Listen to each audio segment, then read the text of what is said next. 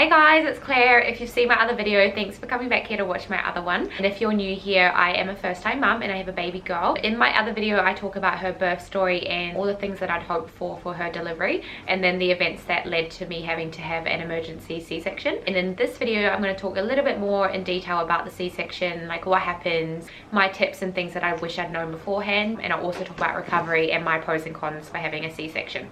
So you might also hear my baby girl next to me. I don't know if you guys can see it, the rocking, I've got the rocking chair next to me. Say hello, Trinity.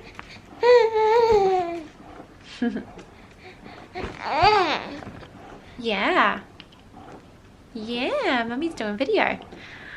Yeah, that's why I'm on the floor at the moment, just so she doesn't feel so alone. But I'm kind of just waiting for her to fall asleep for her morning nap so that she's not super loud. So we'll see how we go. So I've been trying to get these videos out for like 2 months now, but I keep getting interrupted. It's not that easy to shoot with a baby, and I don't know if you guys can tell, and if you couldn't tell already, then you're probably gonna be staring at my eyebrows for the rest of the video. But I had a little bit of a disaster with the brows. I got them done recently, and the lady who tinted them and waxed them did like the shape completely wrong. So like one was higher than the other, and they kind of just looked like rainbows. It was really bad. So I went back and another lady fixed them, but to fix the tint she had to strip it, so she had to re-wax over the top of like previously waxed skin. And I've never had a reaction before, but I just had the worst reaction, and it's honestly been 5 weeks already and they're still not 100%. They're like almost there, but there's still kind of like patchy parts like that have been a bit rashy. So yeah, that's not very good. So if you saw my other video, then thank you so much for sitting through that entire thing. I know it was really long. Thanks for your patience. I will try to make this video a little bit shorter if I can. It will be more of an informative video, whereas the other one was more kind of storytelling. I just want to make sure that if anyone is going to be having a C-section, that I give as much information as I can, just so that you're a little bit more prepared. I obviously wasn't prepared, and I hadn't like looked up videos on C-sections or read anything about them. And I think because everything was a bit of an emergency, my doctors and my midwife didn't actually run through the procedures with me, and I didn't get a lot of option either with what was going on. So I just felt like I kind of was like thrown under the bus, and now like in hindsight there's a few things that I kind of wish that I'd known before. So I will be sharing those in the video today. So I'll run through a few points on what a C-section is and what happens based on my experience. Obviously it's not going to be the same for everyone, but just depending on like what hospital you give birth in or like what country, things might be slightly different. So this is just what happened for me. And if you've got any questions afterwards, just send me a DM on like Instagram, because I'll reply faster, or you can leave a comment and I'll get back to you as soon as I can. So first of all, what is a C-section and why might you need one? So C-section is just short for a cesarean delivery. It is a incision that's made in your abdomen and your uterus, rather than the baby going through the birth canal. It's not made in the same place for everybody. I think this is one of the things that I was a little bit scared about whenever I'd heard about C-sections. I just assumed that it was like a cut right through your belly, like underneath your belly button. And so that's why I kind of thought that C-sections had a bit of a bad rep. Luckily for me, mine was actually done kind of more like where the pelvic bone is, so my underwear would actually cover it. What I didn't know until afterwards is that they don't actually make a clean cut straight through to the uterus. They do cuts like at different layers, and they'll kind of like pull apart the tissue, and then they'll find the next part, cut that and pull away the tissue, etc. There are actually different layers that are being cut through, and that also means that when it's healing in layers, which is great.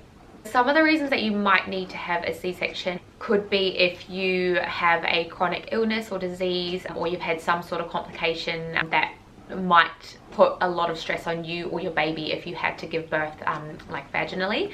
And then it also could be any complications with your baby during pregnancy that they've picked up. So that was kind of similar for me. My baby was measuring small, and they could see that my placenta was kind of starting to shut down and the blood flow wasn't going to her organs, so they induced me. But then when they did say that I had to have an emergency C-section, it was because her heart rate dropped and she was showing major signs of stress. And then what I didn't mention in my first video is that one of the other reasons I had to have an emergency C-section is that even though I was having contractions that were going that were really strong, and they were coming kind of closer together, sorry, my baby's kicking, I wasn't dilating, so my cervix wasn't opening at all, even though I was contracting. And obviously the purpose of the contractions is to open your cervix so that your uterus can push your baby out, but she wouldn't have been able to come out because my cervix wasn't opening. So that's one of the major reasons they decided to go with a C-section. So another reason that you might need a C-section is if you have a baby in a breech position. So that's where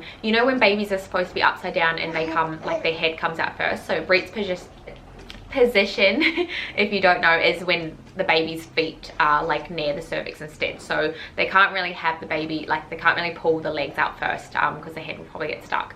With this one, if you know you've got a baby in breech position and you've been told that you need to have a C-section, do your research and look up kind of videos and books and things like that on like natural ways of trying to move your baby, if possible, obviously, and if it's safe to do so. I know that some people have been told that they have to have a C-section, and if it's not something that you want, then I would encourage you just to do that research to make sure that, like, if the doctors are telling you that you have to have a C-section, that you really have to have one because there's no other option and that your baby can't turn. I'm not a doctor though, or a midwife, so that's just, I'm just saying that as a little tip, because I know that some people have been told that and they probably didn't know that there are like ways for some people to be able to have their baby turn. Age is another thing as well. So for some older women, I know that their midwives will try to push them to have a C-section. If it's on your heart to really have a natural birth and you are being told to have a C-section, I would just encourage you to do a little bit more research and maybe talk to some obstetrician or, you know, another midwife or something and get some second opinions. Just because it's not like, that's not always the case. Like, I don't think that's fair to say that if you're older you have to have a C-section, because I know older women who have had babies naturally, like, and they've been absolutely fine. So if that's a case for you, then like, don't feel like you absolutely have to have a C-section. If you're being told that and you want otherwise, then definitely do your research or talk to some other specialists. And then there are people who plan to have a C-section on purpose because they might have had a traumatic birth experience previously, and everyone has different pain tolerances. There's people that I know who also have like pain in their back as well. So as I mentioned in my first video, there's like no right or wrong way. Whatever I think is best for the baby, to get the baby out safely, and also to make sure that you're safe as well. I think that's really the important thing at the end of the day. So those are some of the reasons that people might need to have a C-section. So the first thing that I had to do was sign some papers to authorize the surgery, because it is major surgery. The doctors came in with the forms and I had to sign in certain areas, and then I know that my midwife was also asking me questions about like what name that I wanted for my baby, like for her forms. And then I had to put a gown on, like for the front, that covered the front, and my whole back was exposed. And then once I was ready to go, they wheeled my bed from the labor room to the surgery room, and then like my husband and my friend had to get all my bags and belongings, because I wasn't gonna be going back to that room. Obviously, if you have a planned or elective C-section, it might be slightly different, because you already know that that's going to happen, so they'll have everything ready for you. For me, everything was a bit of a rush, so they had to get me ready, then wheel me off. And when I got into the room, I was still having really strong contractions, and I had nobody's hand to hold, like nothing to hold on to or squeeze. I couldn't get up and move, and it was freezing cold. If you have a C-section, you do need anesthetic. So there are 3 different types of anesthetic. So there's a general one, which is like what puts you to sleep. So you do have that option. I didn't get the option, but I think if you are going to have a C-section, just ask about that if you prefer to be put asleep. So that's the first one. And then there's 2 different types of regional anesthetics. So there's the epidural, which I think just blocks the nerves, and then there's a spinal block, which completely numbs like from the waist downwards. I'm pretty sure the spinal block works faster, like it kicks in faster, whereas the epidural took maybe, I'd say 15 minutes to kind of like start working. The anesthesiologist took about 20 minutes to get the needle ready. The actual administering of the needle isn't actually that bad. Like, I felt a prick and that's it. It doesn't, like, it's not sore as far as I know. It could be, but I don't know. I think I was just in so much pain from my contractions that I didn't really notice. And it felt like it happened really quickly. Like, she pricked me and the next thing I knew, it was done. I expected it to hit me like straight away, but as I said, it does take a little bit of time. I think it took about 15 minutes, I'd say. And it kind of starts to work in like different regions, so you don't just go numb completely. Like, parts of your body slowly start to numb off. I could feel them like touching me, I could feel the incision being made, but you just like, there's no pain, so I couldn't like I didn't feel pain personally, which is great. They do the tests as well, like they prod you to make sure that like it's actually working, and they'll prod you in like the areas that they know that they're gonna like cut into, just to make sure that you actually can't feel it. The other thing that I want to talk about and give you guys a tip on is antibiotics. I was administered mine through like the IV drip, and I don't know if everyone has to have them, because I had a friend who doesn't think that she had hers, but I'm assuming that you would need to have them in case the surgery causes an infection. So I'd assume that most people, or like everyone, would have to have it, but I don't know. So I would just say double check that before your surgery. And then the other tip I would say with the antibiotics is that if you know that you have to have them, see if you can ask them to administer the antibiotics after your baby's been delivered, because that way it doesn't affect your baby. Like, because obviously, you know, antibiotics kill bacteria, so they also kill good bacteria in your gut, and that could affect your baby as well if you get the antibiotics before the baby comes out. During the surgery, they have a curtain up that covers like underneath your belly button, and it covers like the surgery area that they're working on. But they do give you the option to have the curtain lifted when the baby's about to come up, so that you can see the baby coming out, which I think is actually pretty cool. But I just freaked out, like the whole thing freaked me out, and I was so overwhelmed by it that I just didn't want to watch in case I fainted or vomited. Yeah, I just don't do well with blood, especially if it's like my blood. The fact that I was like wide open just freaks me out. I kind of do wish in hindsight that I had the curtain open now, just because it would have been kind of a cool experience. But that's another thing that I want to say is, if you can beforehand, and I don't know what it's like in the room for everyone, like different hospitals might have different rules, but if you really want pictures, I would just see if you can organize that beforehand. Like ask if your midwife or someone in the room is able to take the pictures for you as your baby comes out. I didn't really think about that at all, and my midwife did take some pictures afterwards, but they were like pretty bad like pretty bad pictures. I just don't know how you get that wrong, but like the way that she shot it was kind of like she'd cut off all the important parts, so you can kind of just see my head, but you can't see like baby coming out. I've seen some really cool photos on Instagram of people's C-sections where you can see like the whole like table, so you can see like one side of the curtain where the baby's being lifted out, and the other side of the curtain where like the girl's head is. I wish that I had that, but I didn't, because midwife didn't take very good pictures. So that is another tip I would say, is that if you really want those good pictures, talk to someone about it before you have your surgery. So the next thing that I wanted to talk about was measurements, and like everything else that happens once the baby's delivered. I did mention this in my first video. My midwife didn't communicate any of this with me. She didn't ask me what I wanted, so I didn't really get an option. But she took the baby out straight out the room, like did measurements, like wiped her down, covered her and that sort of thing. I mentioned in my first video that one of the things that I didn't want was for the outer coating of the baby. So it's called a vernix caseosa, I found out, but it is like kind of like greasy layer around the baby, and it's meant to be really good for their skin. And you're not like, I think you're not supposed to wipe it off straight away, just because it is like a protective kind of barrier on your baby's skin. But I think my midwife did wipe everything off and cleaned my baby, so I didn't get a choice of that, which I wish that I had. So that's another tip, is just to make sure that your midwife or doctor, whoever it is that you're with, communicates with you exactly what's going to happen and lets you have a choice of what's going to happen. And she even had a heel prick to test her blood sugar levels, which I wasn't told about either. I just definitely would advise anyone having a C-section just to make sure that you know exactly what's going to happen, and just ask what's possible and what's not, and just kind of work with the team of doctors and your midwife to make sure that you do have the experience that you want as much as possible. And then the last thing I want to talk about was a C-section, which I also think I mentioned in the first video. I'm really sorry if there is a bit of overlap between the two videos, but there is a side effect of the epidural, which I would assume would be a side effect for the other two anesthetics as well, but it is shaking. So your body will shake uncontrollably. I thought it was because I was cold, because the room was really cold. I thought that I was just freezing, but turns out it's just a side effect. I think it didn't wear off until like maybe 30 or 40 minutes after, which was kind of annoying because my whole body was just shaking. I couldn't stop it. But yeah, that's a side effect. And then after the surgery, they will wheel you off into another room just to do some checks and make sure that your body's kind of like the numbing's wearing off and that your body's reacted okay. And then you'll be moved into your room. So I'll talk about recovery now, and just some of my tips as well for recovery.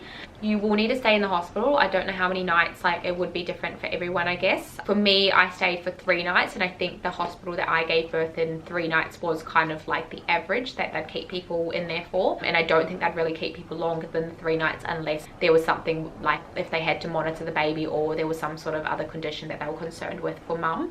They will keep you in there, and the first night they won't let you move, so they'll put the catheter in and you will be stuck in bed and you'll have baby next to you in the little bassinet. All night you will be probably pressing the buzzer to get your midwife in to help you.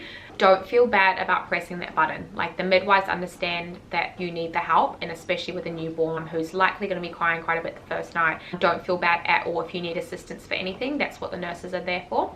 They will also give you painkillers for the nights that you're there, or the days and the nights that you're in hospital. I was given Panadol and ibuprofen. I'm not the type of person that usually takes painkillers though, so I stopped taking them pretty much as soon as I felt like I didn't really need them. So if you're also like me, then don't feel like you have to be forced to take them. They're obviously there because you had major surgery and you're probably going to have some pain. Obviously, if you are someone that also needs more painkillers, I would just say don't feel bad about asking for, you know, whatever else the nurses can give you. Just a tip with the medication, I was sent home at the end of my 3 nights with a prescription for a drug called Tylenol. I didn't know anything about it. I did what I was told because, like, I just assumed it was the right thing. So I picked up the prescription afterwards, and those drugs gave me the worst side effects. I think it might have been the first night that I was home with baby, and she actually slept a good 3 hours straight for the first time. Like, usually it was only like maybe 40 minutes to an hour or an hour and a half at a time, like at most, but she slept for 3 hours and I didn't get any sleep in that 3 hours because I was having really bad side effects. Nausea, like the whole room was spinning, everything was just like, my eyes were buzzing out, everything was like crazy. It wasn't very nice at all, and I couldn't sleep. And insomnia, I think, is one of the other side effects of that drug, so I stopped taking that. But that's just a tip, is if you are given a prescription drug, just have a look at the side effects first to decide whether or not it's the right thing for you. Another thing with C-sections is that you might get swelling. The hospital gave me some compression socks to wear to sleep, and I've heard like other people take compression socks with them into the hospital, but that's something I would just say maybe prepare some just in case your hospital doesn't give them to you. And then there's also sweating. I can't really remember this, but I have heard some people talk about sweating quite a bit after their surgeries, so just keep that in mind. Maybe just to wear like lighter clothing to sleep. For those first couple of weeks to a month, you want not loose, but you know, comfortable fitting underwear, and you want them high-waisted. So they're not called granny underwear. I think it's called like full briefs. I think that's the name of them at the shops. I just ended up going to buy like underwear that was a size up from what I'd normally wear, and they were perfect. And I just made sure that they were like comfortable fitting and not like super tight, because you will be really sensitive in that area after the surgery. Again, like, I think it might affect people differently, but you might find that you do feel very vulnerable and very weak afterwards, because you have had this gigantic, well, you know, this big weight come out of your stomach, and you've got a dinner plate sized like hole in your uterus from where the placenta was, and then obviously you're also like being cut open. Your body will be recovering, so you might just feel a little bit sensitive. I was quite scared to be in the shower for the first kind of week or so, just because I did feel weak, and like sometimes the heat just like made me feel a little bit faint. Another tip I would just say is that if you are like a little bit sensitive and worried about being in the shower, like I was as well, just maybe shower with the door slightly open, and like have someone that you can call out to in case you need the help. The band-aid I think can come off a week after surgery, so mine was ripped off like exactly a week after I'd had surgery, and like everything had closed up. As I mentioned, like with the layers, your skin will heal in those different layers, so you will notice the top layer will obviously have closed, and then your body will continue healing the layers underneath over like the weeks and months and even years sometimes, I think. The hospital will tell you to avoid climbing stairs or like doing any abdominal kind of movements. I didn't really understand that until I tried to climb stairs and then I could see why, because it does hurt, and yeah, as I said, you do feel really weak and sensitive. Fragile is probably the best word to describe it. That's how I felt. Like, I felt very fragile afterwards, and that lasted me, I think, maybe 6 weeks, until I kind of felt like I was okay to go about my day as usual. Obviously, don't do any heavy lifting, and then you will be told to try to get as much rest as you can. This is kind of a bit of an oxymoron. I just felt like it was really weird that I was told to try to get some sleep when I had a newborn, because you soon find out after you've had a newborn that you don't sleep, especially for the first week. I know they tell you that because you do need to rest and your body needs that time to recover, but it's kind of hard to do. So the other thing that I wanted to talk about that I wasn't told after the surgery was that you need to massage your scar. When it heals, the scar tissue attaches to different parts, like your skin, like your organs and your muscles. There's a video that I found for massaging your scar, which I'll link below. You might find that you're doing it a little bit more frequently to begin with, and then after a while you kind of maybe just doing it like once a month or just whenever you feel like you get the discomfort. Another tip that I wanted to share, if you do have to have antibiotics, is to prepare some like probiotics for after your surgery. I was eating yogurt, and like kefir yogurt after my surgery, just to try and balance out the bacteria in my gut again, because obviously antibiotics will kill the good bacteria in your gut as well. And for everybody, including people who have a natural birth, they might find that having a bowel movement's a little bit difficult afterwards, so having the probiotics will just kind of help your gut a little bit with that. And then also another tip actually is to ask your hospital for some laxatives. I think I took laxatives for maybe like 2 or 3 days to kind of help the movement, because things just don't work the same after after the birth. I took laxatives and probiotics to help things get going again. And I know this is TMI, but I did cry like the first time I tried to poo, because it was like really difficult. I would just definitely encourage taking some sort of probiotic, and it will help you and your baby as well. The last thing that I wanted to talk about in regards to recovery is your emotional and mental health. It did affect me a bit afterwards, just because everything kind of was a bit overwhelming and happened differently to how I'd expected, and I didn't have a lot of choice, so it did affect me. So I would just really encourage you, if there's anyone like friends, family, like midwives or whoever it might be, your obstetrician, like anyone that you feel comfortable talking to, I would definitely just like let them know how you're doing, just because, you know, it can be a tough time after you've given birth. Like obviously you're not getting that much sleep, you have a newborn, like it's a whole new world, there's a whole new, like a lot of things that you're learning, and then obviously your hormones are not really balanced. You'll find that you're a little bit emotional afterwards, so it's good to have those people that you know that you can reach out to and trust. And the final thing that I wanted to talk about was my pros and cons for having a C-section. So admittedly, I always thought that C-sections had a bit of a bad rep, and I never really liked the idea of having to have one, or anyone having to have one. But the more that I kind of like talk about it and like hear about it, and then like as time goes by, the more I realize that there are actually quite a few positives. And for anyone who does elect to have one and plans to have one, I just want to encourage you that it can actually be a positive experience. So if it's something that you weren't thinking about and you do end up having to have one like I did, then as long as you're prepared and you go in knowing what to expect, I think it actually can still be a positive experience, which is good. So I'll start off with the pros. These are just my pros and cons though. But the first pro is that if you have a planned or elected C-section, then you know the date that your baby's going to arrive. So you know how with a natural birth, obviously, like if you start off labor, like it might be 24 hours, 48 hours, or even a week before you actually have your baby sometimes. So the good thing about a C-section is obviously you know when your baby's going to arrive. So I was told at around, I think 3 o'clock in the afternoon, that they were going to need to do a C-section, and by 10 to 4, so like 50 minutes later, I had my baby.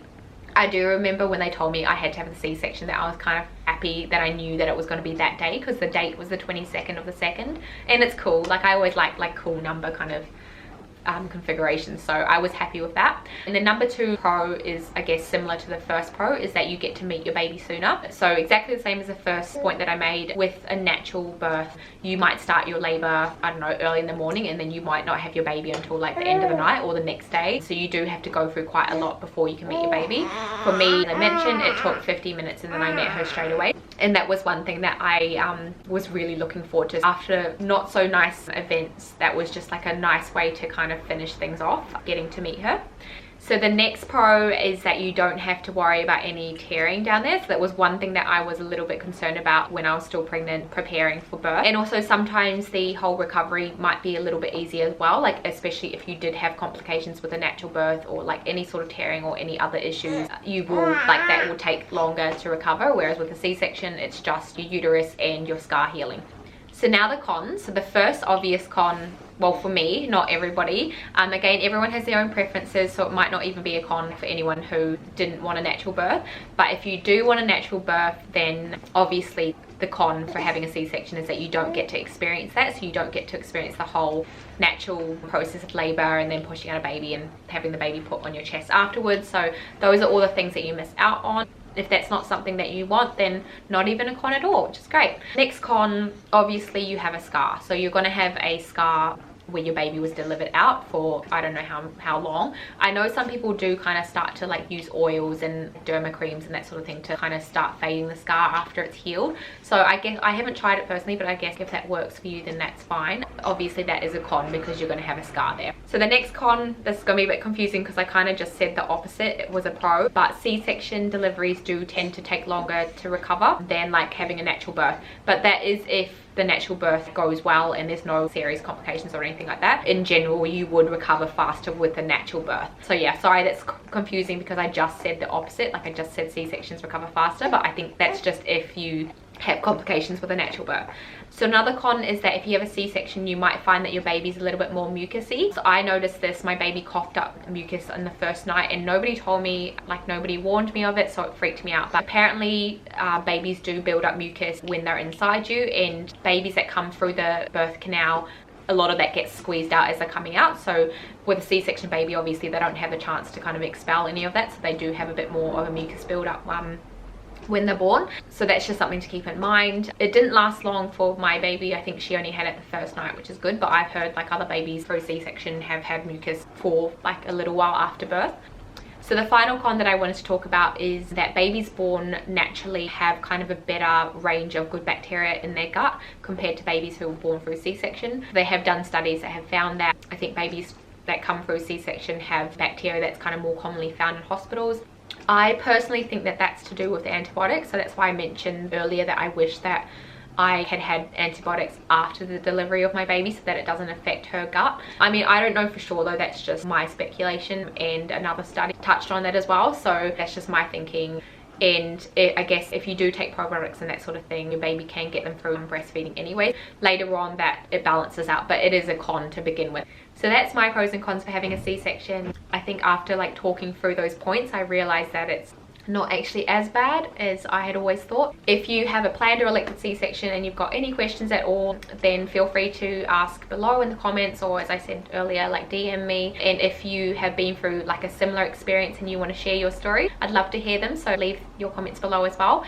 So yeah, that's my video for today. Thank you guys so much for watching. I would so much appreciate it if you could hit the thumbs up like button. That would really help me out. And if you want to follow me on my mum journey, just make sure you hit the subscribe button. I'll definitely be doing more videos, and I promise they'll be shorter. They'll be more kind of informative, like for people who are pregnant or like first time mums to be. This was kind of me just telling my story, and that's why it was so long. Have a good day guys. I will see you later.